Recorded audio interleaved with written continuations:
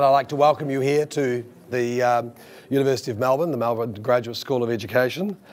My name is John Hattie. I'm the Director of Mary, and my job tonight is to be MC with this panel. I'd like to start first by acknowledging the Wurundjeri people, who are the traditional custodians of the land, and I pay respect to elders, both past and present, of the Kulin Nation, extend the respect to other Indigenous Australians present. Tonight, our topic is the Gonski Review. What does it all mean? An intimate discussion. We could be intimate here. And while all eyes have been on other issues in politics over the last few weeks, as you know, the education community has been digesting the Gonski report, which has been long in coming and high in anticipation. Tonight, we're going to introduce the panel in a moment. I do want to point out that you are being filmed. It will be part of the website for the Melbourne Graduate School website in a few days if you want to come back and rehearse and listen to what our speakers have said. Let me briefly introduce the panel, and I'll introduce them more appropriately as I come to them. Jack Keating, Maxine McKew, and Ben Jensen. Each panellist I'm going to be asked to speak in that order for about 7 to 9 minutes. At the start, outlining their reactions to the Gonski recommendations, as well as any other comment they want to make about government response or subsequent debate. At that point, I'll ask if anyone wants a clarification question, and then I'll keep going. At the end, however, when the three speakers have spoken, I will open it to the audience, and at that point, I hope that we do have a discussion and a back and forth between you and the panellists. So there'll be 2 opportunities for questions, a clarification, and then at the end for more discussion.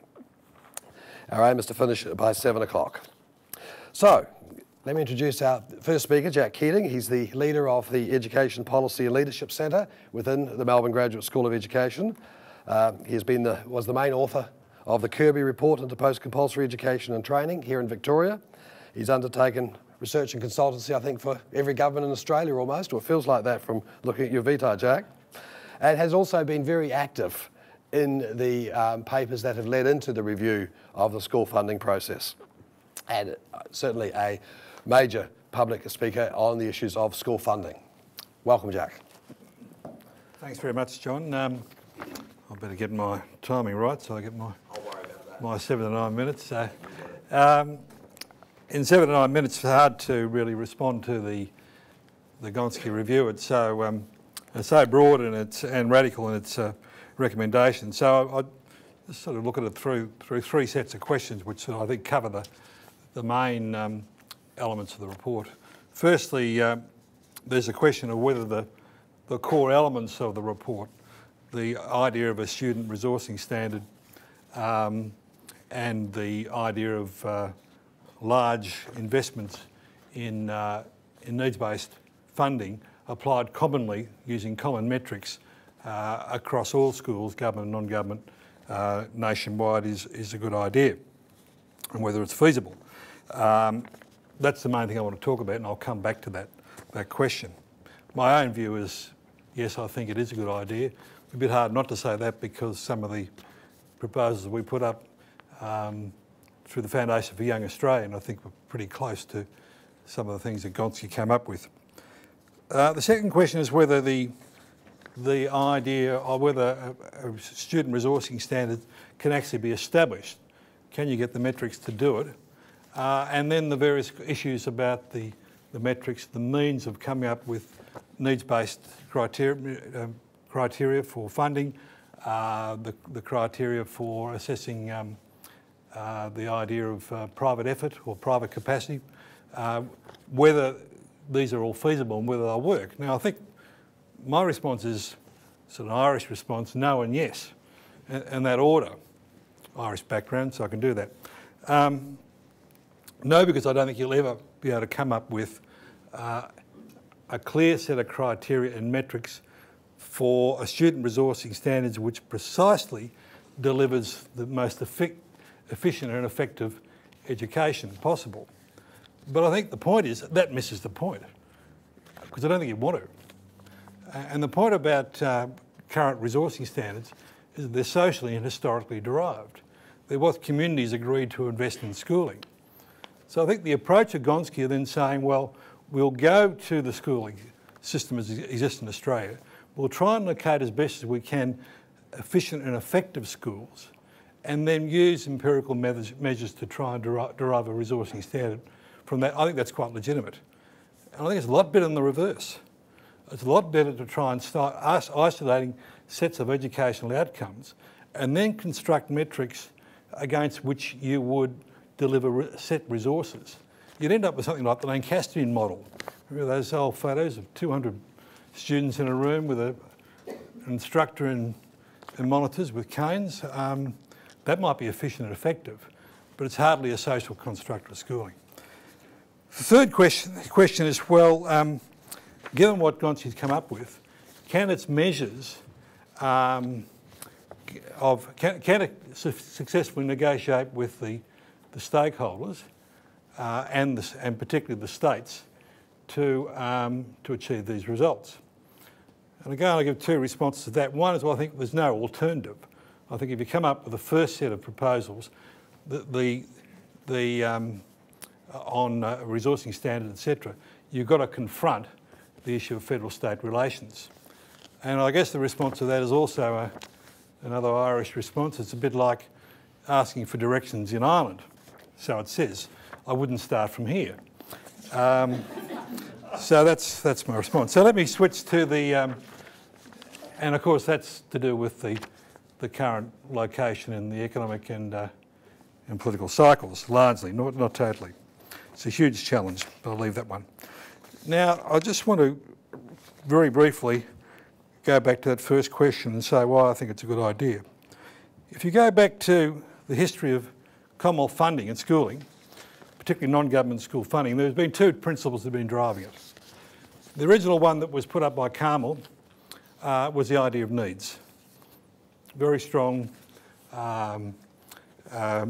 testimony to the importance of educational needs, which the government at the time accepted.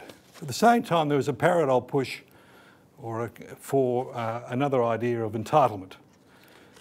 All students are entitled to some sort of funding for schooling, irrespective of the particular conditions around it.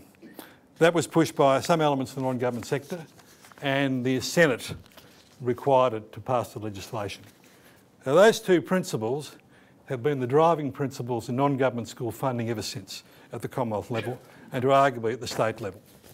On the whole, Labor governments have tended to push the needs, but have accepted entitlement, with a couple of minor exceptions. Susan Ryan very earlier on, and Mark Latham, of course he wasn't in government, had a bit of a half tilt at the principle of entitlement, and their noses got bloodied. It is a unique feature of Australian schooling, where we deliver the idea of entitlement pretty much unconditionally. Pretty much no other OECD country does that, but it's got a strong element, strong presence in the polity of school funding. The coalition tends to push the idea of entitlement, largely associated with the principle of choice, but it accepts the principle of needs as well. So, for example, the Howard government, while pushing the choice agenda very strongly, it maintained the needs-based funding such that at the end of the Howard government, it was still the major funding of needs across the country, not the states, if you take a disability funding. Correspondingly, Labor accepts entitlement, and with the national partnerships, you get the sort of needs-based funding, but with the building education revolution, it's entirely entitlement. And it makes the funding delivered that would have been taken away from the so-called hit list look very minor compared with what was delivered through the BER. Now, these two things have acted as the drivers of non-government school funding, and they have two effects. One is it delivers the no losers policy, because the polity associated with the two of them makes them pretty much unassailable, particularly the entitlement one. And it also trickles down to the state level. But it also produces the mess, extraordinary complexity of SES funding, maintained funding, block funding, etc. And then you add another factor to it, is that you're then using the metric to calculate these is a comparative one based on government school funding. Now that's a problem because, for a range of reasons, but one is you're using average government school funding to set a marginal rate of funding for non-government schools. So if you look into the funding black box and you are a forensic journalist, you can find extraordinary anomalies in the funding of Australian schools, largely within the non-government sector, but to some extent in the government sector. Now, if you're going to address that, the only feasible way is the Gonski way, I think. You've got to come up with a common standard against which all school funding will be measured, apply it using common metrics across all schools, government, non-government.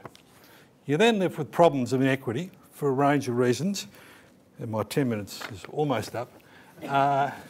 And so what Gonski's solution, and part of that is to do with some schools have a responsibility of taking all kids, others don't. Gonski was in no position to tackle that one. It wasn't possible. So the only solution that the panel saw I see was to invest heavily in needs, a massive increase in needs-based funding to partially compensate for that. On a personal level, I was terribly pleased to see the Gonski Committee recognise, I think for the first time in a major report, the impact of the concentration of educational disadvantage. Several pages given to that, and as I said, the way that's been addressed through the report is through injection of educational needs.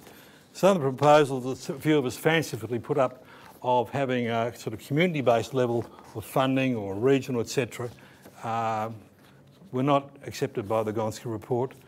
And I think on reflection, given the problems on that second question, the third question about federal-state relations, to introduce a third level of governance into the difficult task of working the relationship out between two levels of governance would have been a bridge too far. Thanks, John. Would you like to come in?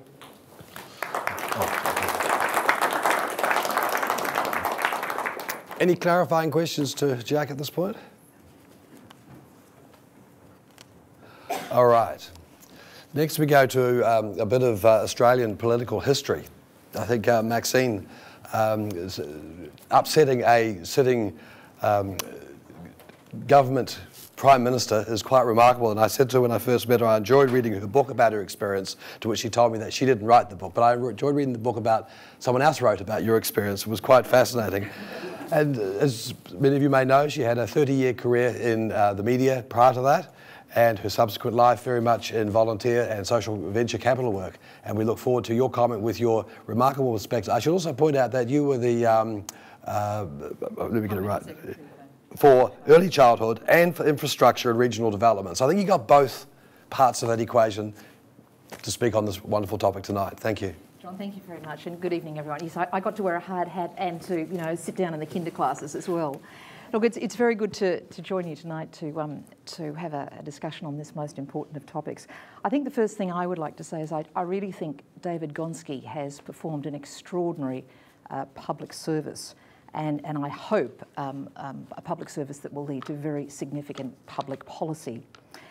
It's a readable report. If you haven't got to it yet, it is comprehensive and it really addresses the central issues in education today, as Jack has said.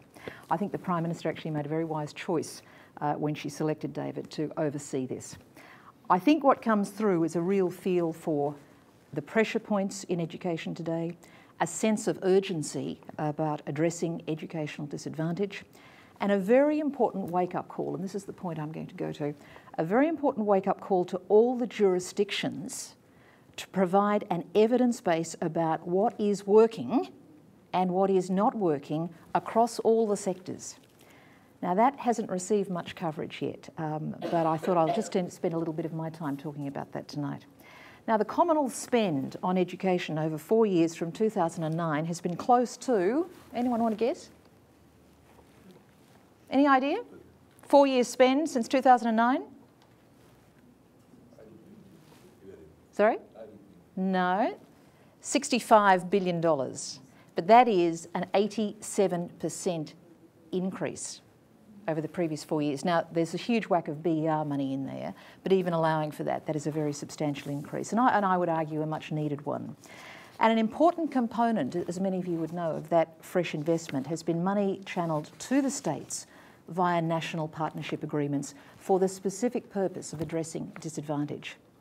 Now, the bulk of that money has gone to government schools in low SES areas, but it's also been directed to the Catholic sector and to some independent schools as well. And that, of course, is to address the persistent problem in our system, the wide equity gap. Now, I know Jack, you mentioned the Carmel report, so this is an issue that we've been talking about for a very, very long time in Australian education. We haven't just discovered the equity gap. I remember actually asking a principal, a Catholic principal of a college in a pretty poor area of Western Sydney last year about the persistent equity gap, about the fact that we've had 40 years of equity programs and why the problem still persists. And he actually looked at me and he said, oh, well, that's your answer. We've had 40 years of programs, and he pointed to his shelf and he said a lot of them are gathering dust there. Now, the point he was making, I think is set out in page after page, if you go through it, of the Gonski report, a lack of information about impact. Now, if you think about that and all that we know from international studies, from McKinsey, from the OECD, from John's work and many other researchers, I think after all that, no one in this room tonight or anywhere else in these kind of circles can get up and give a comprehensive report card on what is working to drive higher performance in all of our schools and how that can be replicated across the system to get that system-wide improvement. Now, there's no doubt that the National Partnership money has been vital in helping schools with the extra resourcing they've needed to achieve a turnaround in performance. But what we have not got is a complete picture, the spread of data from all the states and, as I say, across the sector, so that we can build on that success and sustain that success and achieve the system-wide improvement. And I'll just draw your attention to this. This is finding 23 on page 136 of Gonski. He says, the lack of robust, nationally comparable data on funding for disadvantaged students and its impact on improving educational outcomes is a significant concern. If Australia is to achieve greater equity across the system, the data is paramount in ensuring funding is directed to where it's needed and improvements can be measured and strengthened over time. Now, as I say, you go through the report and this is referred to time and time again, the lack of data. Now, why haven't we got this? 65 billion, you'd think there'd be a few dollars for all of this. Well, there are, but the NP agreements that the Commonwealth signed with the states have accountability and reporting mechanisms written into them. But again, according to Gonski, they have been found to be inadequate when it comes to determining whether or not the policy objectives are being achieved. Now, that suggests one of two things. The NP agreements are a bit too thin in the first place. I think that may have been the case because you get a bunch of ministers together, usually on a Friday in Canberra. They really want to get out of the joint by 5 o'clock in the afternoon. So you tend to get speedy agreements between 4 and 5. And of course, the other bit that goes with that, the states will always say, thanks very much for the money, and off they go. I do know from my own work last year with a not-for-profit group, Social Ventures Australia, that some of the states, and indeed the biggest ones, were only just last year getting around to tendering for evaluations to determine the effectiveness of the NP investments. And you think about that, the results will be coming in just as the NP money runs out. I also know that my colleagues in Canberra, both on the government side and in terms of the bureaucracy, have had their own frustrations with this. And you've had very senior bureaucrats in you are actually getting on the phone to the states and saying, give me material. We need the success stories. Now, of course, we know there are plenty of those stories. There are examples set out in Gonski. They're there. The Age, I think, runs an excellent section every Monday on education. Ben has documented them. If you saw Four Corners earlier this year, their very first program, they looked at all of this, and there were 2 public schools highlighted, Toronto High School on the Central Coast in New South Wales and Hume Central here at Broadmeadows, where principals are really achieving a considerable turnaround. And they're doing all of the things that we know are features of high-performing systems, a lot of the things that John has documented. They are changing teaching practice so that the emphasis is on student learning. Teachers are mentored, their work is peer-reviewed, data is informing decisions, a premium is put on parental engagement, and you've got very high expectations that are set. Now, that's all good news. The principals are, as I say, achieving a significant turnaround. But they would stress to you that they're not Captain Marvel. They stress that what they have done can be done in any other school with appropriate resourcing and if it's implemented properly and reviewed properly. Now, as I say, this is where I come back to the states. This is where the frustration comes in with the state bureaucracies. Some of these principals feel, you know, they're like as if being on the outer, perimeter of the Roman Empire, and they're unable to get anyone's attention. They want to share their knowledge, they want to network and to partner with other underperformers to help them improve, but the system is not always good at facilitating this. There would be plenty of NP schools out there that are still struggling, and we need transparency so that they're not left to fend for themselves.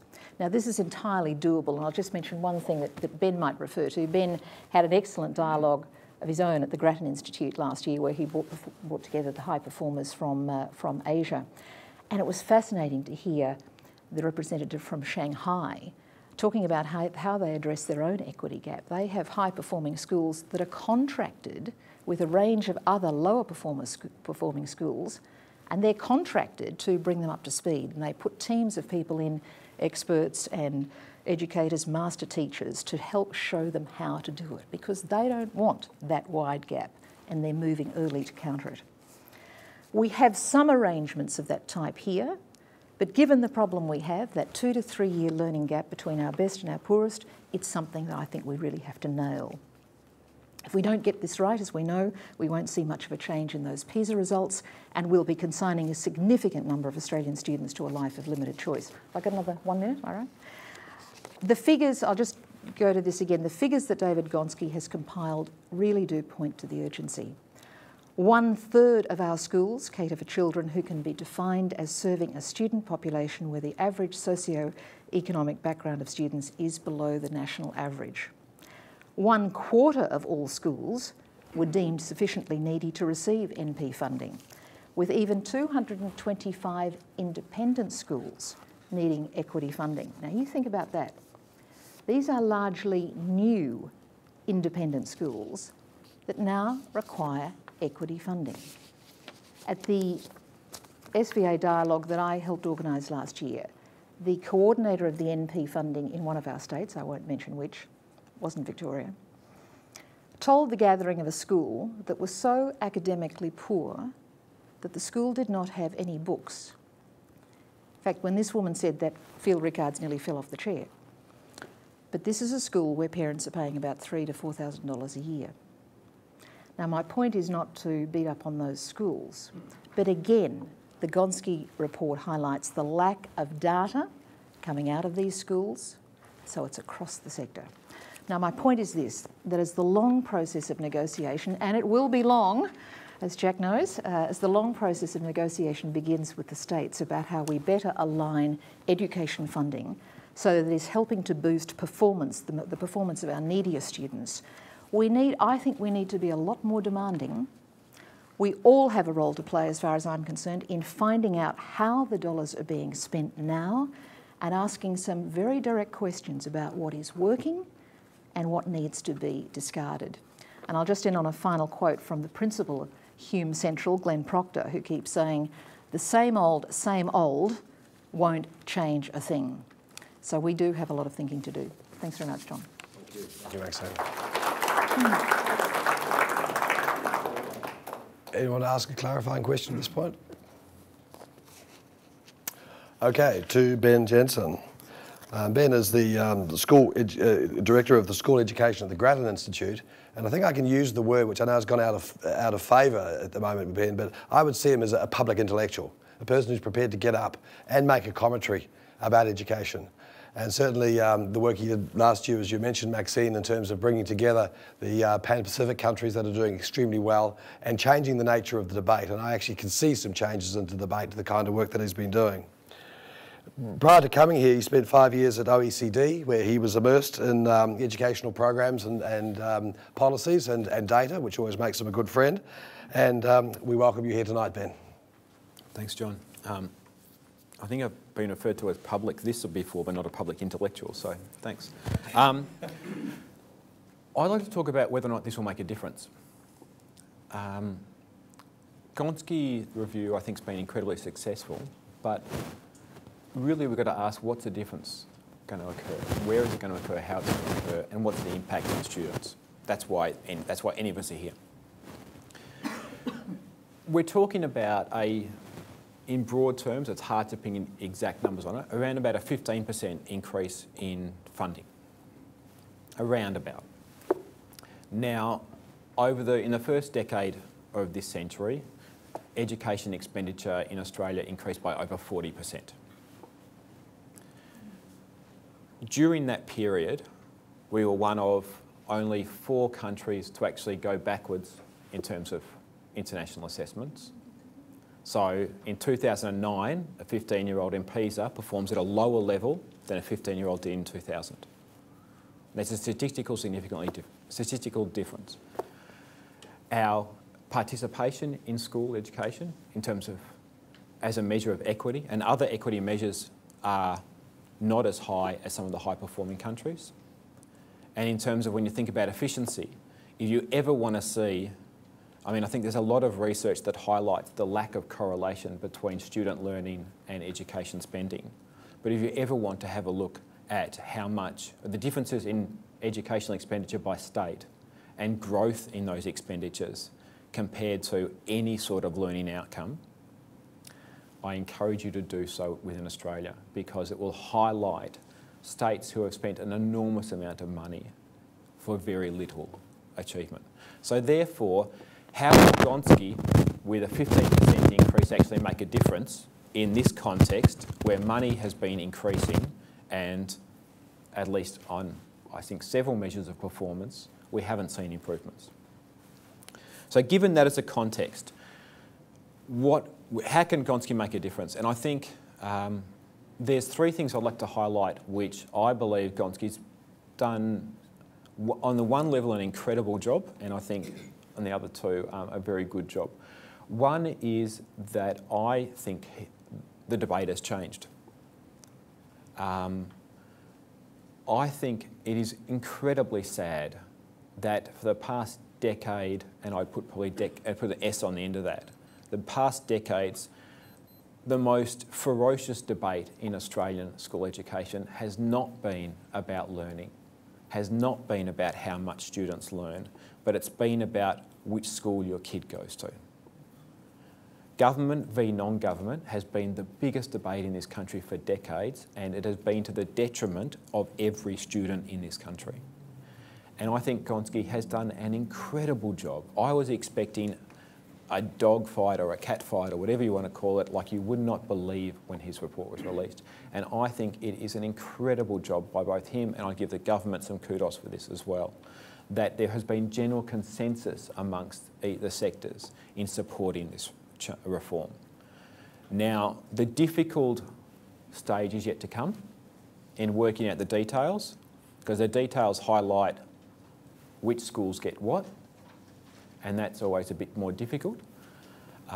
If Garrett can shepherd that through, I think it'll be an incredible job.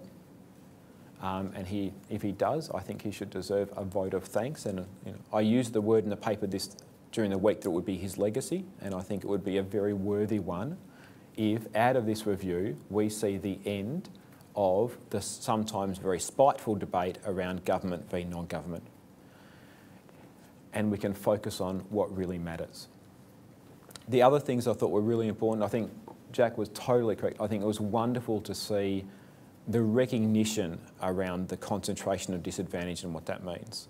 That I think in the past we've probably seen a linear relationship in terms of per student and then various top-ups for inequality, but rarely an understanding of the non-linear impact of disadvantaged and what that means in how you educate a student. The other area I thought was wonderful to see was the notion, and I agree with Jack on this, just the benchmarking around that. And that was supposed to be a continual process, not just a one-off. I think that was very encouraging to see.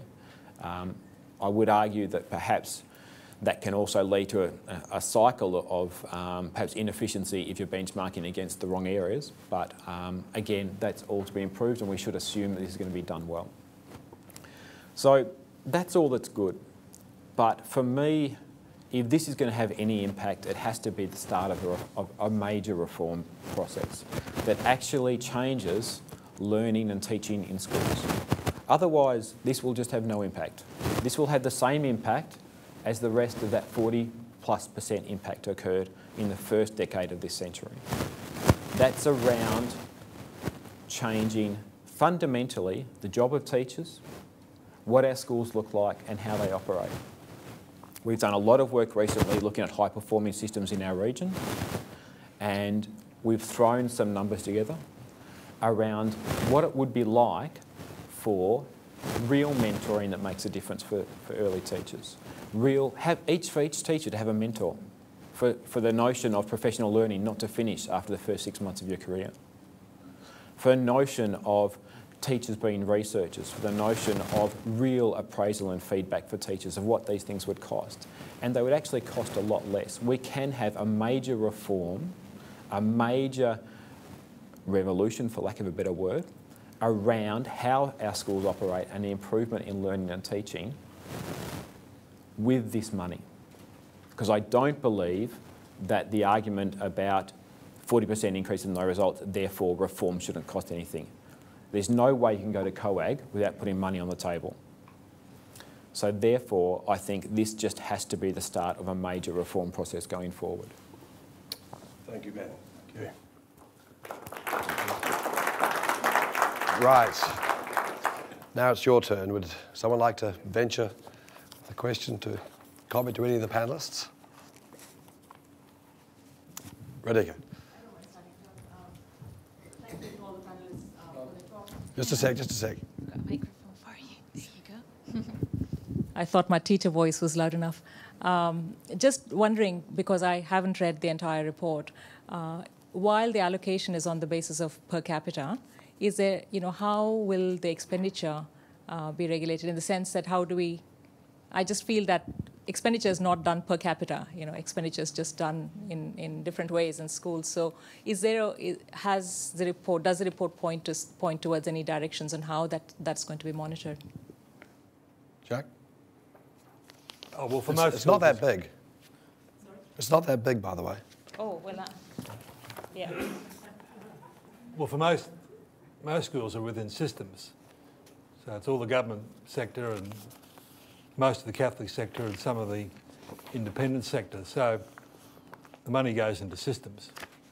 I think Bron's article on the drum points out the work that needs to be done in that regard. So yeah, it's not a voucher type thing. It follows a student. It uses the concept of a price attached to a student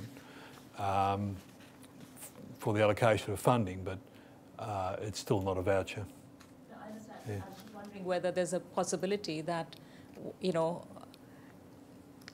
have a model for allocation, but without a model for, on what things might be spent, would the impact be diluted, or would the, yeah? Well, that's the issue, isn't it, in terms of what Ben's been talking about, and also that what everyone's pointed to, the big challenge of negotiating with systems, and indeed with individual schools. So why wouldn't I, Jack? I'm a parent. I have a disabled kid, or I'm from a low SES background, and I know now what my top-up value is going to be. Why can't I band together with parents like me and demand that I see that specifically for my kid? Because it's an extra. You got it as an extra. Won't this increase the labelling of kids dramatically? Well, that's the issue with the disabilities program as it stands. Exactly. And you can add to that the principle of subsidiarity, that schools should be making decisions about that rather than it being delivered as a formula. On the other hand, as people here can attest, and Catherine, Catherine might have a comment about it.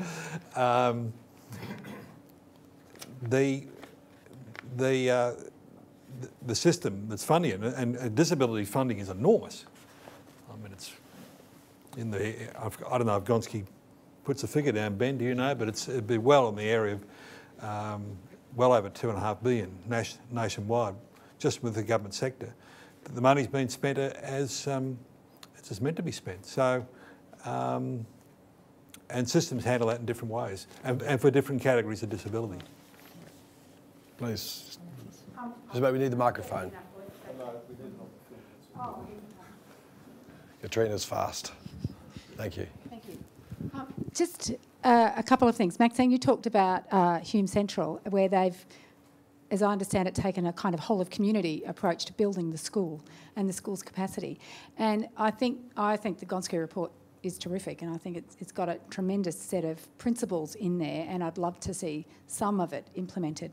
My concern is really about our genuine appetite in education for a truly equitable education system. And I wondered if you'd comment on that when we have at the end, the actual outcome of schooling is a ranking, and how that fits with building the whole capacity of all our schools, particularly our schools in disadvantaged communities, to grow outcomes and choice, particularly for all young people, if we end up at the end of schooling and everyone's ranked 1 to 100. Well, look, I have twin concerns, and it's, as you could tell from my address tonight, principally about equity, because that's where I've been working in the last year or so.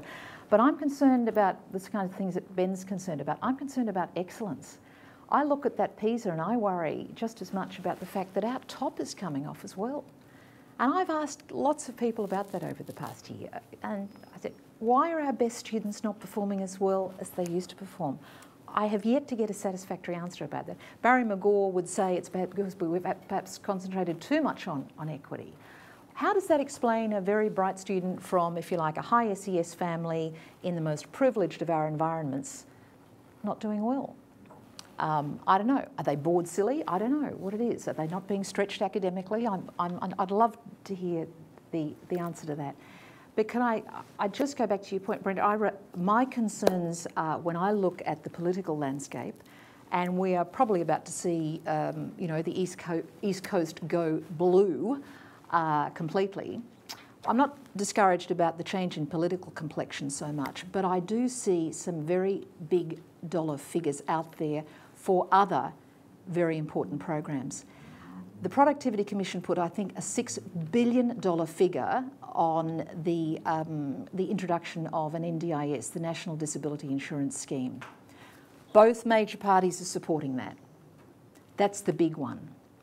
My worry about the lack of data that Gonski points to about what is working, whether it's in Hume Central or anywhere else, is that when Ted Baillieu and Barry O'Farrell and perhaps, you know, Campbell Newman sit around with the feds in Canberra, and they say, well, we've had all this money out in the system and you're wanting us, the states, to find more.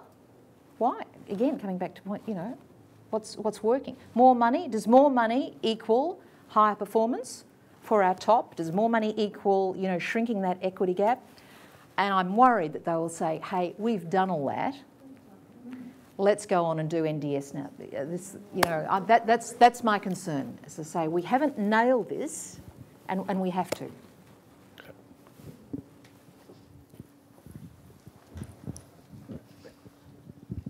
Thank you. To what extent do you feel that the outcomes of Gonski might arrest or reverse the move of students from government to non-government schools? And if it doesn't do that, do you see the government sector becoming increasingly the place for disadvantaged students? Asking me that? Yeah. Well, I'll just very quickly, in and of itself, Gonski won't arrest any of that. And as you know, many principals in public schools now feel they are teaching in what they call the residual system. But parents will continue to make choices based on a whole variety of things, not necessarily on academic performance and all the rest of it. But while we're looking at, as I say, these kind of figures, I can't see at the moment that just more money going into the public sector per se is not going to arrest that. Ben, do you want to I look at the, I'll just finish that. I mean, I looked at the results, was it in the VC? I've just moved from New South Wales, but is there only one government school makes it into the top 20 in Victoria? Is that right? No? Both of the selective ones do. Okay, right, okay. Now, in New South Wales, it's a lot higher, but that's because they have a lot more selective schools. Okay. Do you want to make a comment on that one, Ben? I just think it's also worth adding that it was never part of the Gonski remit, and I think it's actually I think it's actually really important that it wasn't. I don't think we would get any of the consensus that Gonski has achieved if that had been part of the discussion. Again, I think the only thing that's ever going to get back to it is changing what actually happens in both government and non-government schools. But Ben, given they're costing disability, they're costing the expensive parts of schooling, would that not perhaps increase the flight that they're actually trying to redress? Because the money they're going to give is never going to be enough, because that's the principle of education. Yep. Well, I think what you will see is, I mean, around the disability lines, you may see more students in non-government schools, because they will actually now get more money into the non-government schools. But I mean, that's a specific subgroup. I mean, that's not the sort of numbers that's going to arrest any sort of shift between government and non-government. John, Tip, please. Gonski did address this, and Mark Burford, who led the Nous Group project, and I were before the panel, and they were very concerned about the residualisation issue. Their capacity to deal with it is difficult, because if you push an educational market, don't be surprised at the outcomes. And as Ben Levin, who's speaking here tomorrow night, will tell you what happens. And what happens is what we're seeing, and it will continue to happen. Now one of the issues, and I agree with Ben here, is that we've had a 40-year situation of contestation between the sectors, and a lot of us have been keen to put that to bed, because unless you do that, you can't get other narratives up. And the other narratives, the old traditional narratives about the common good, which the Catholic sector holds very strongly, the neighbourhood idea, which was the basis for public schooling in the first place, they're all submerged within the market one, and the idea of the parents wanting the best educational outcome. If you look at the polling, you'll find that the decisions parents make to send their kid to particular types of schools is not necessarily an educational outcome, it's on social mix. So they're the issues that Gonski's try to deal with the best it can, but it is hamstrung in doing it. But if you can put this one to bed, we're going to start to address them. Okay, there's a question over here. Hello, Bronwyn from the University of Melbourne. I was wondering if panel members could respond to Gonski's recommendation that school systems, both government and non-government, should continue to run schools and allocate all the funding, including Commonwealth funding, however they think is best. So that means that they could ignore this new equity-based schooling resource standard and redistribute it according to their own mechanisms. Just looking for your responses. Thank you. Well, that's in the, as you're saying, Bron, that's to be seen. We also shouldn't recognise now that, in terms of Maxine's point before, that where the money goes, public and private combined, on the whole goes off to the better off kids, on balance. And even in a system like Victoria, the amount of money, that extra funding that goes to low SES students is not very much, and it's chewed up by diseconomies of scale, massively chewed up. So in effect, the real resources those students get are less than the students in the better off schools. So I agree with Ben's point about money. The problem is asking his principal around the state what she or he thinks of it, and the sort of pressures there. And the pressures are most intense in those schools. So yeah, you're right. I mean, how that's going to be negotiated through federal-state arrangements is a key point. And I think that if you look at the big realpolitik of those two things, I mean, you've got to turn up. A lot of money was there to buy everyone's agreement. I've always been of the belief you've got to buy reform. And the other bit is that, to be totally blunt, it's the states who run school education. Just on that, Ben, any other panel? And state bureaucrats, I reckon, are a lot wilier than Commonwealth bureaucrats. That's what I came to conclude. To what degree do you think that Gonski is going to change the federal-state power?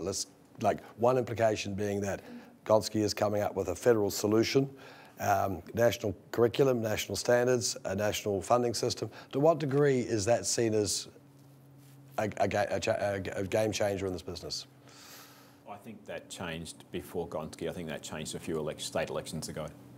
Okay. There's one over here, please. Sorry, can I just ask, Yes. Jack, you understand this better. Am I right? Gonski's recommendation is for a new body that determines, and this is important, that determines the standing, the base for the standard resource. And I think that's an important new layer, isn't it? But That, that's and right. you would, if you like, they're kind of the umpire there, and you would hope they would have sufficient prestige and seniority and all the rest, that they say that's what is needed for per student here and all the rest of it, and that's the law. You know, or Well, to an extent, because Gonski also has a page or two on the variations in state funding and points out the reasons for that. And the assumption is that will continue. We have Western Australia right up the top and Victoria down the bottom, for various reasons, and it lists those sort of reasons plus others. So you're still going to get, the states will almost certainly reserve their right to use the money as they fit, because they're still going to be the major funder, as they are now, and every state submission makes that point emphatically. So Bronze, I think, she's got a point, which is a bit of a lacuna in the report, but I think deliberately so. Thank you, Ben. I was wondering if you could just comment perhaps on recommendation 9 from Gonski, which talked about using schools for the resource standard with an 80% achieving, or 80% of the students achieving our minimum standards.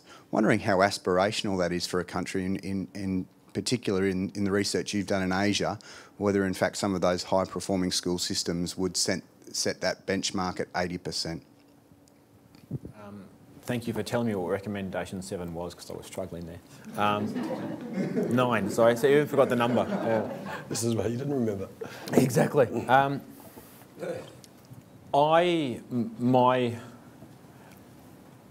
done a lot of work around teacher appraisal and those sorts of systems.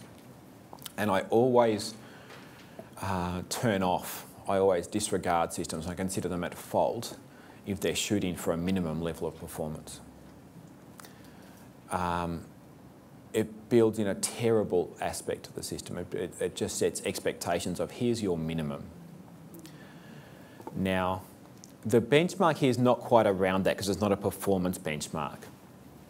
But I do have a concern about setting benchmarks around schools where, as I said, 40% increase over 10 years and our performance, at least on international assessments, has gone a bit backwards. So therefore, I'm a bit concerned about the benchmark being those schools. And as Maxine said, it's not as if we're talking about, it's not as if we're talking about an elite group of schools that are getting, the students out at the very top, and we're not going to try and benchmark off those. This is across the board. The 80% figure,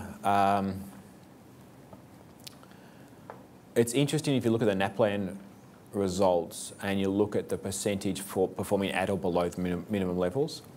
Now, at the moment, I think it's year 9 writing. We're actually at 30% nationally of students at or below minimum levels. It's really interesting. We focus always on what's the percentage below, but if you actually look at the percentage at the minimum level, which is still a pretty low level, like, kids are still going to struggle later in life with those minimum levels of literacy. You're at 30% there. So I guess in that sense, you will get some improvement, but what I would hope is that benchmark becomes a bit more dynamic over time. And Gonski did allude to that.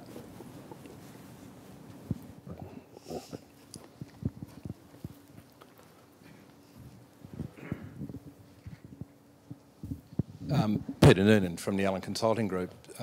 We did the work on the resourcing standards. Am I allowed to make a quick comment in response to that? I think the NAPLAN benchmark has been not so much misrepresented but misunderstood. I mean, it's 80% over 3 years. We actually looked at other measures, 70%, 90%. If you went to 90%, the number of schools that then end up in the reference sample becomes so small and so selective, you actually lose any, you really lose the capacity to generalise from that sample to calculate a resourcing standard, because you just end up with such an atypical level of schools. The second thing is that it's because of the absence of nationally consistent outcomes data, there was no choice but to use NAPLAN in the first instance, but it is only to select a group of reference schools.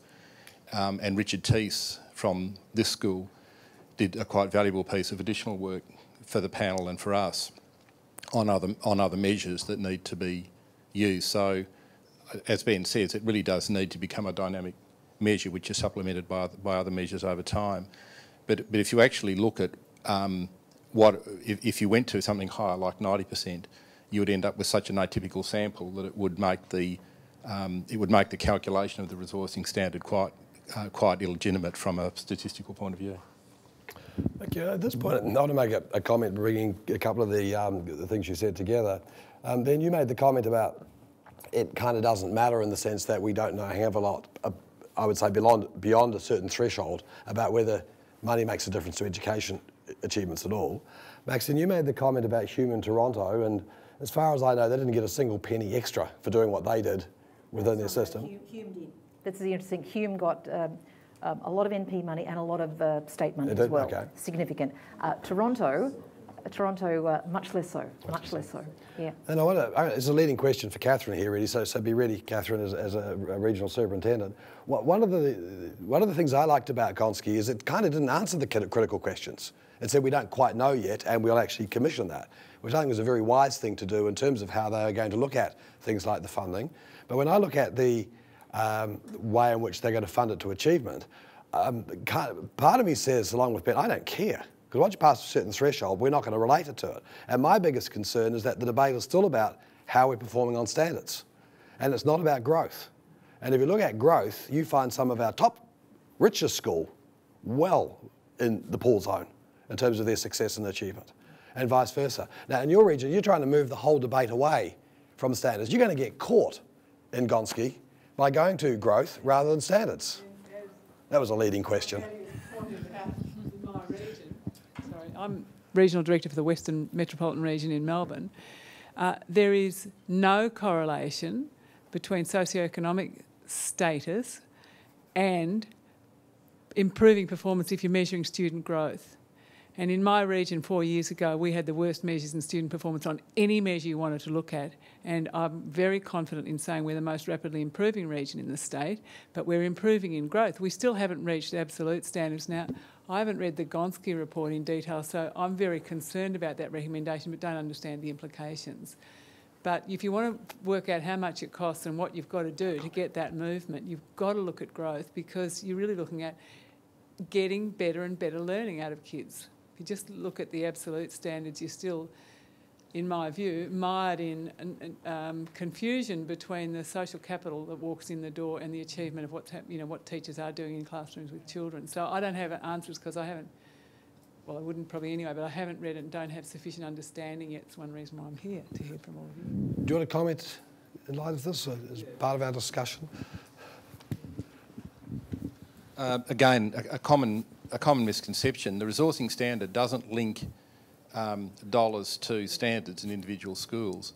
It's basically a metric to actually say what's the resourcing standard as a way through. As Jack said, it's a way through the historical debate. We were asked to look at the feasibility of a schooling resources standard and said it is feasible, and this is one way you could do it. But there are different ways of doing it. In our report for Gonski, we and I think in the NOWS work as well, we were at pains to say that the of itself a standard as a means of calculating a resourcing level is merely a way of calculating a resourcing level. It doesn't do anything to do the things that Ben's talking about, and it's the way the money's used. And and so on that's important. You could also relate a resourcing standard to, there are also different ways, particularly with different measures, of being able to look at a resourcing standard that would look more at growth. But you do need better data, particularly nationally consistent data to do that than possible at present. Over here, please. Up here? Yeah. Yeah, then I'll go back. Thanks. The quote that you picked up, Maxine, in the report about the finding about the lack of data was one that I really noticed as well. And I agree we need better data, and everyone seems to relate to that. What I'm concerned about is that not everything that is easily measurable is all that valuable or insightful, and not everything that is very valuable about what happens in schools is all that easily measurable. So what kind of measures do we need to get the kind of data that are going to be more convincing about outcomes? No, you're right. But I would go to the sort of things that Ben has been emphasising. I like the way Ben approached his conference last year. He didn't want everyone to reinvent the wheel and tell us about their analysis and that. He said, you are high performing. How do you do it? What implementation did you do to get that result? And you can go to Queensland, New South Wales, Victoria, and as I say, the officials in the departments are very happy to give you their success stories, right? And it will be Toronto in New South Wales, and it will be Woodridge in Brisbane and all the rest of it. But let's say in Queensland, I think they've got about 160 schools getting NP money, maybe a bit more than that. Some came in on, tier one, they got lots of money, they've got $1,000 per student. Others came in later, weren't quite so lucky. If you came in on, at the tail end, you got about a fifth of that money, And principals there say, well, thanks, you want a fifth of the result? But what we haven't got at the moment, we would know that there are your standouts that are implementing things in certain ways, right? And they can tell you about that, and they can go into another environment and explain how that is done and show you how it's done. So they're the kind of measures I'm talking about. And then there would be a group in the middle who'd be doing a bit of it, right? But if the principal leaves that school, it might go back to what it was before. And then there'd be another group right at the end of the spectrum that would be struggling. As I say, I'm saying I'd like to see all of that. And I think it will tell us a lot. Not everyone, to go back to what you would have seen in Four Corners, and that you all know what Field is obviously doing in the school with his students, what is it that's happening in the classroom? No one is leaving teachers alone anymore. What is going on? How is it their lessons are being reviewed and researched and all the rest of it? That's not happening in every school. It's not happening in every independent school or any Catholic or every government school. Why not? Why not? John, you've been talking about this for years, haven't you? I will, but I'm going to turn to Radhika. Yeah. Probably after that there'll be time for one last question, so if you want to be that. Okay, is it last question, anyone? Please. No, can I ask over here? Thank you. Thank you. Hi, I just wanted to actually ask Ben and Maxine if they'd like to, and perhaps Jack as well, how they'd like to respond to your question about choice, parents making choices, based on the comments they made around parent engagement, building capacity with mentoring.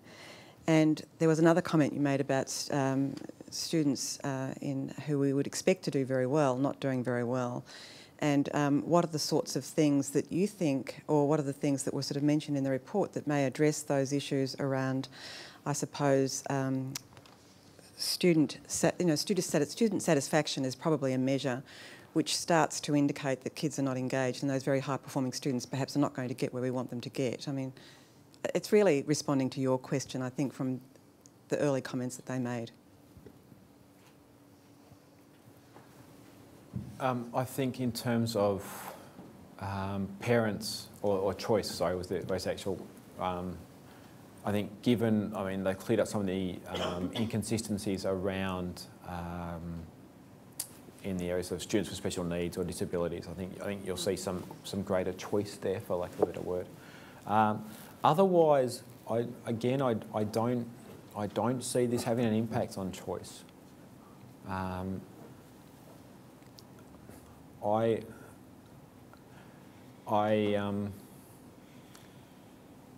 I think we talk an awful lot about choice and autonomy in very confused ways. And I think there's a lot of emphasis placed on these things that have nothing to do with learning. And I don't think, I can't see a major impact. I'm sorry, I'm giving a sort of thinking off the top of my head, but I can't see a major link between what Gonski's done and the amount of choice or, say, parental involvement in schools. Gonski's had a transparent funding mechanism. I can't see a lot of parents still reading the review and actually coming up and saying, well, my kid's getting X amount. I can't see that happening too much. Except when it gets... doing it now. Well, except when I think it gets down to, you know, the specific subgroups of students. But, I mean, I think parents will still come to schools and talk about the same things they've been talking about for years, and I don't see Gonski changing that too much. Jack, do you think this is going to happen? What's the biggest choke point for this not happening? Is it going to happen? I mean, the whole review? Oh, well, I don't think it's going to happen immediately because of the budgetary implications, as Maxine said, and especially you get hard-headed Treasury officials who do now want evidence of, as Maxine said, of the effectiveness of extra interventions, agreeing to that. So it'll be extremely difficult. But in terms of that choice issue, I mean, you know, the problem with choice, of course, is not evenly distributed. It very rarely is in social services, and particularly a school system that's structurally biased against even choice. So Gonski's a first step in trying to address that. But in the end, it comes back to people like you, Catherine. I mean, the drift and all that choice issue is associated with, you know, there's two effects. You actively choose, but there's also the flight issue. And it's the flight issue and the residualisation that Gonski was particularly concerned with. So if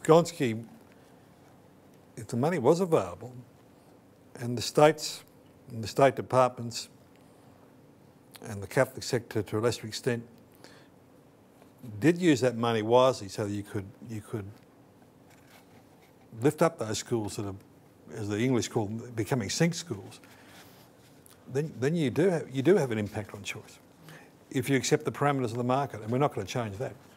So that's the long hope of Gonski in that regard. All we heard about the effect of funding having a link with outcomes is all true, but there's a story in between the two. So you're optimistic. And that's what we've got to concentrate. You've got to be optimistic because this is seminal. Yeah. This is the most seminal report since Carmel, and it's very important. Maxine. Just to pick up on Jack's point and the lady's question there, I wouldn't want to put a huge amount of emphasis on this, but there is something in Gonski that just might drive a bit of change. To go back to my low-fee independent school, that is also a low-performance school requiring equity funding. If you were to say to a parent, and I've asked the NP coordinators this, you say to a parent, why would you pay $3,000 to go to that school that is low-performing when you can go to the government school down the end of the road for nothing, and the results are the same? And the answer is invariably because, you know, that school looks nicer. Okay.